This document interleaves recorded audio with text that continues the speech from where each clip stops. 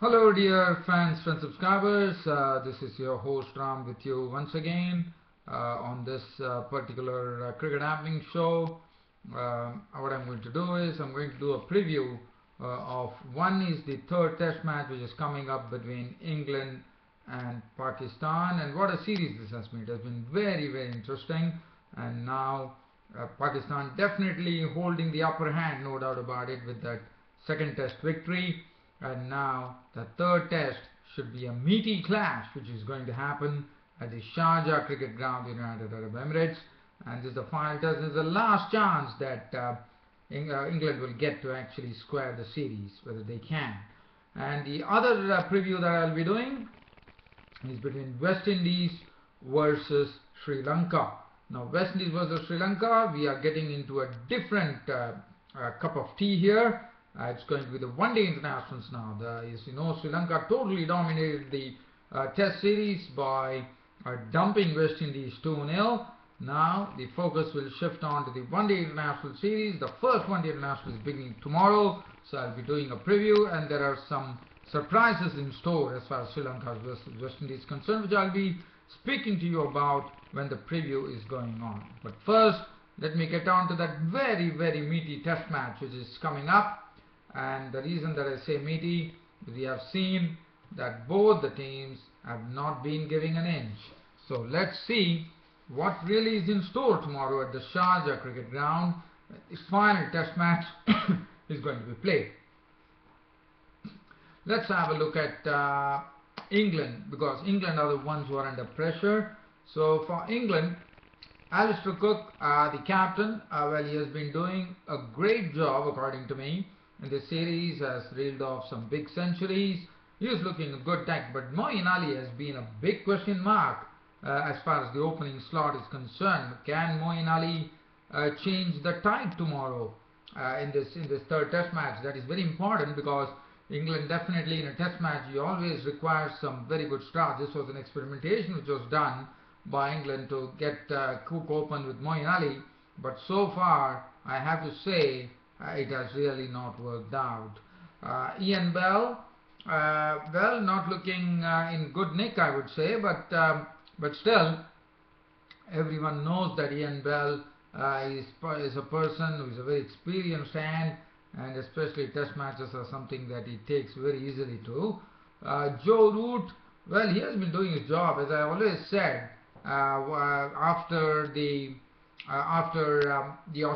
former Australian batsman Michael Hussey retired, who was known as Mr. Reliable, I would actually tag on Joe Root with the name Mr. Reliable, because he is always has been reliable, and he has always been a great contributor to English cricket now.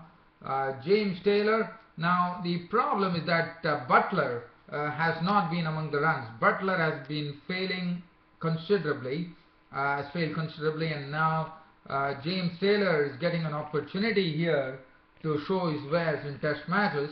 So that will be very interesting to see how James Taylor performs, whether he can really take on this opportunity. I was a bit surprised that Josh Buttler is not figuring, but England have to do horses for courses here. So James Taylor is into the mix now, and Johnny Bairstow will be the one who will be keeping wickets. He has already he definitely has made an impression, Johnny Bairstow. And the bowling, well, if you look at the bowling, looking at the bowling, well, James Anderson has been doing a great job, no doubt about it. Stuart Broad, to a certain extent, he has also been doing. But now the problem for England has been the third bowler. Whether it's going to be Stephen Finn, Liam Plunkett. Whether Liam Plunkett can deliver tomorrow. And then they have the spin. Now Adil Rashid, who would have almost become a sort of a real hero if actually England had won that particular test match, where Adil Rashid stonewalled beautifully to almost take England, almost save England from the clutches, and then finally when he had to really just stay there for another 6 or more overs, that was the time Adil Rashid succumbed. But he definitely showed that Adil Rashid is one who is here to stay in this England team in whichever format it is, because he has shown impregnable defense. He has the strokes in his repertoire, and he is also very, very good bowler, a class bowler, who's already taken his maiden 5-wicket haul against Pakistan. So Adil Rashid has everything going for him. So the most confident person, according to me, in the whole team now is Adil Rashid. So let's have a look at the Pakistan team. Now, as far as the Pakistan team is concerned, Pakistan, well, they're definitely on a wave.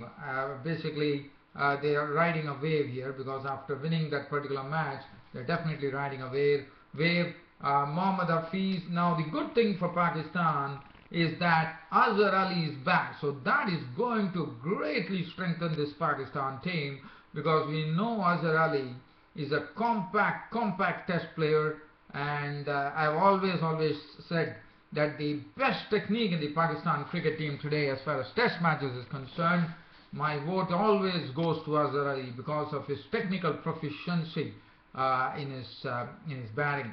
Now, Mohammad Hafiz, so Azhar Ali will open, so Pakistan will be hoping that Azhar Ali gets on to groove pretty quickly, and Mohammad Hafiz and Azhar Ali can really chisel together a big partnership if Pakistan bat first. Now, Shoaib Malik, well, we all know that Shoaib Malik made a comeback, and what a comeback it is. I mean, he has got himself into all formats of the game now. He's sort of really cemented his place in the Pakistan team. Yunus Khan, well, is he getting any younger?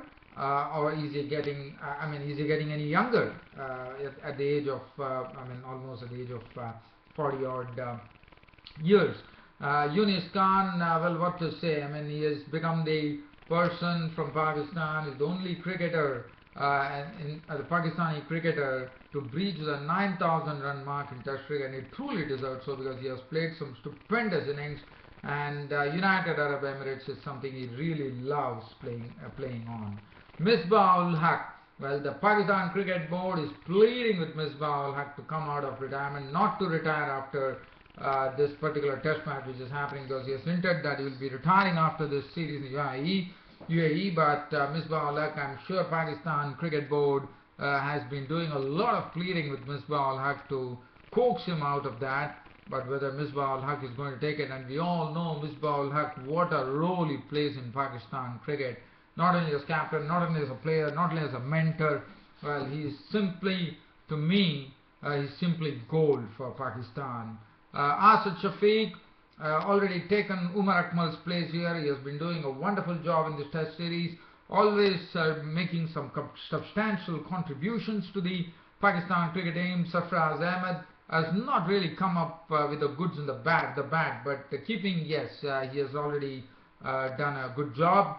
The bowling, well, Wahab Riaz was absolute dynamite when he was bowling the other day, and that's the reason he got the Man of the Match award, as you would remember, in the second test in Dubai. And Wahab Riaz, let me tell you, he is absolutely fire and brimstone, and England have to really weather his bowling, because he has really proved himself that he's the quickest in the Pakistan land now, the way he has been bowling and the way he has been targeting the body of the English batsmen. And he has also shown, he also has got a lot of aggression to go with, which is good to see as a pace bowler. And then for Wahab Riaz, who would be the opening partner? Rahat Ali might be given an opportunity here. So, and as you know, Pakistan are also having injury problems with Imran Khan being ruled out after splitting his webbing in his hand. So Rahat Ali will get an opportunity to share the new ball with Wahab Riaz.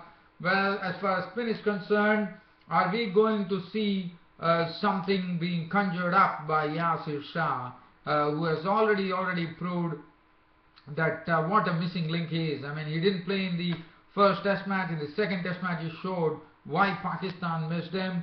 And on the eve of the third test in Sharjah, the living legend, the former Australian great leg spinner Shane Warne has definitely passed on some bowling tips.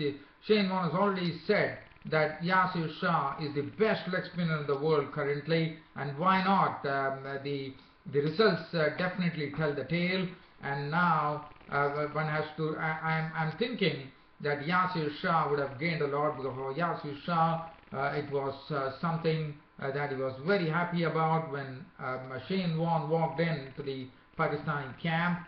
And yeah, because Yasir Shah's childhood hero has been Shane Warne, and Shane Warne himself has said he's been pretty impressed by Yasir Shah, and it will be interesting to see that tomorrow when Yasir Shah bowls, what's the secret now, because I'm sure the living legend Shane Warne has passed on some great tips to him, because the precise reason that he came there to Sharjah is to share those tips with Yasir Shah. So whether tomorrow Yasir Shah will surprise everybody by getting something new into action tomorrow, that'll be interesting to see.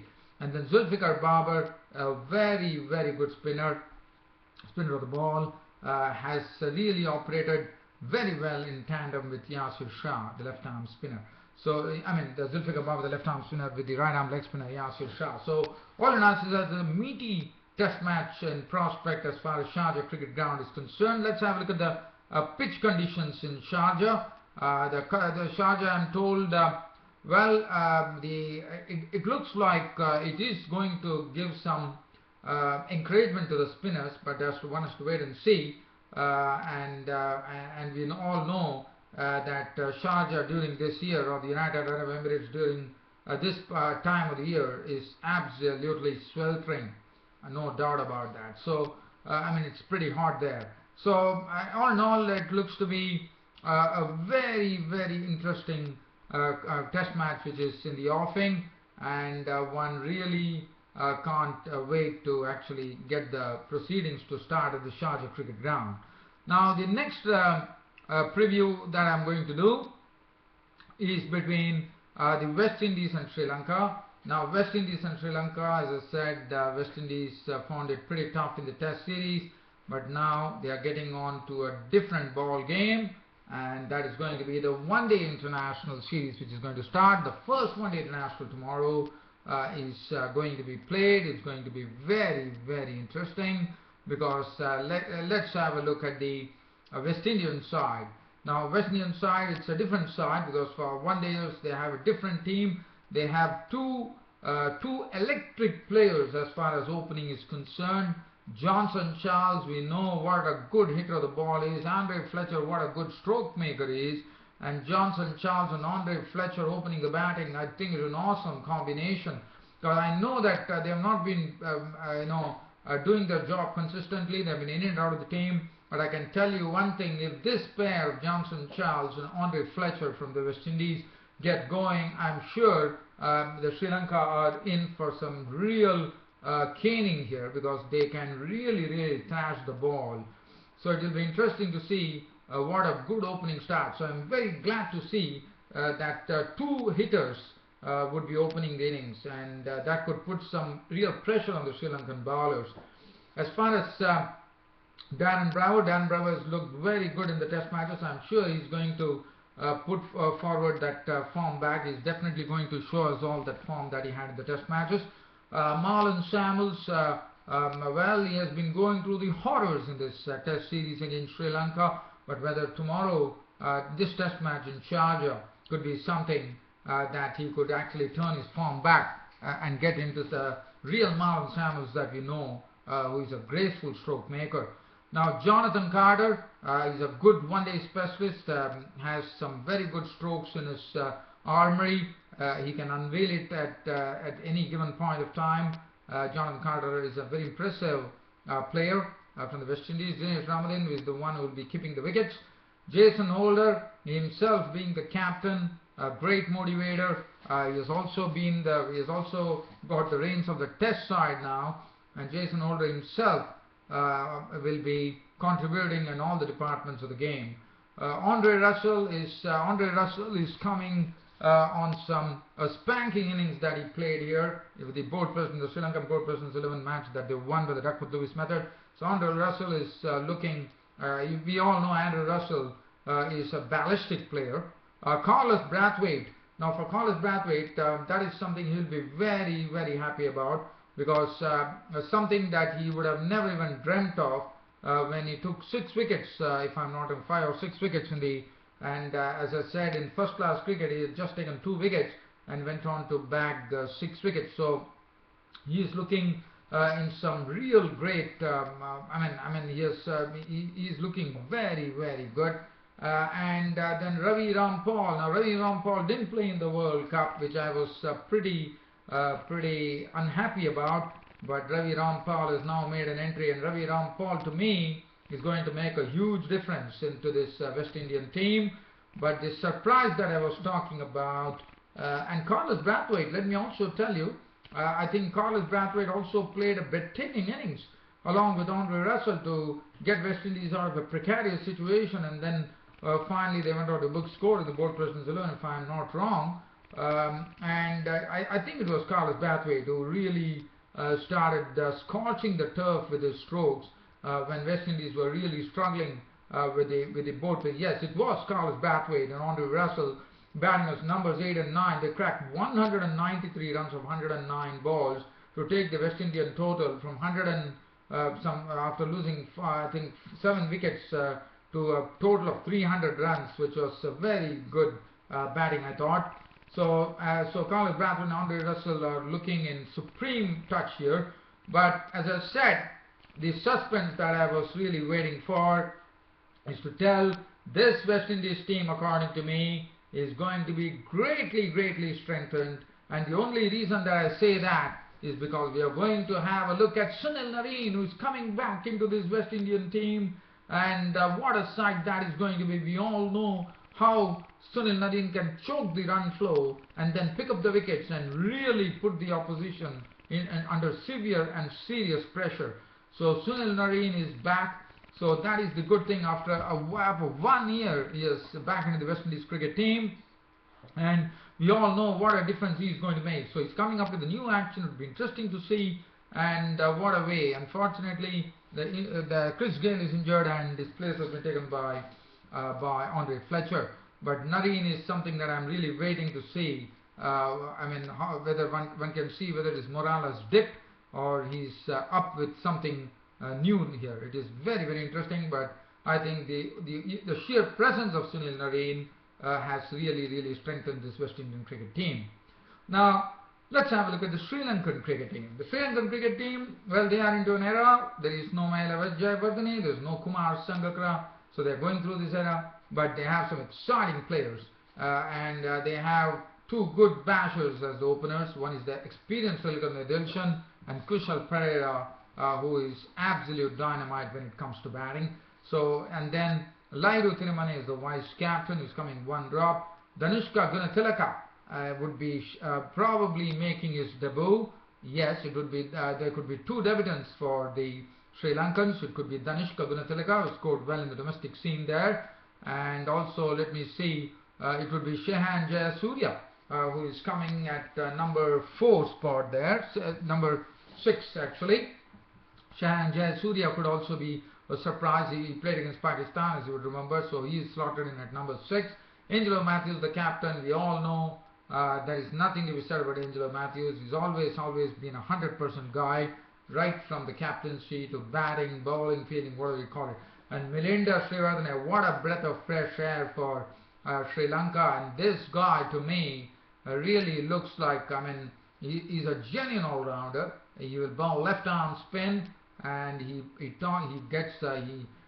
a person who can play the waiting game, and he can also stroke the ball freely and smoothly. So Milinda Srivaddhana is another one to watch, no doubt about it. A lot of good things have been written about Milinda Srivaddhana, where Angelo Matthews already hinted that he could be one of those real talents emerging on the Sri Lankan horizon. Sachitra Senanayaka is going to be the right arm spinner there, and the bowling, the pace would be in the hands of Lasith Malinga. Now that is going to be interesting to see.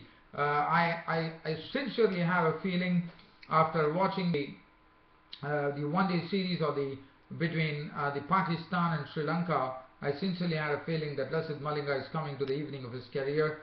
Well, whether that is really the evening of his career or whether Lasith Malinga is having some tricks up his sleeve tomorrow, because he didn't have a good time against Pakistan. He was clattered for runs. Especially we saw that Rizwan Ali, I suppose, from Pakistan was going after him, by tonking him for sixes. And have you ever, I know for a fact that in his Lasith Malinga, to be hit for sixes, that is something that has always been very rare in international cricket. But Lasith Malinga was really tonked by the Pakistani players. Now the bowling, Novan Kulashekara is making a comeback. Kulashekara has been in and out of the Sri Lankan team, so he comes back. So he will also offer that mitt as far as the batting is concerned. So he's playing as an all-rounder. So he'll be taking the new ball along with Dushmantha Chamira. Dushmantha Chamira is one of those quickest bowlers in Sri Lanka currently. He gets onto the 140s on a very regular level, and it will be interesting to see the young Dushmantha Chamira really add a sort of a real touch to the Sri Lankan pace attack. But really speaking, I think we are looking out for some very interesting affair which is coming up in the first one-day international between West Indies and Sri Lanka, and it will be interesting to see how the Premadasa surface plays out tomorrow. So two good matches coming up on Sunday, and your host Ram will be there to deliver this Cricket Happening show talking about both these matches. Until such time, dear fans, friends and subscribers of Cricket Happenings, I see you all. This is your host Ram signing off for the day. Thank you.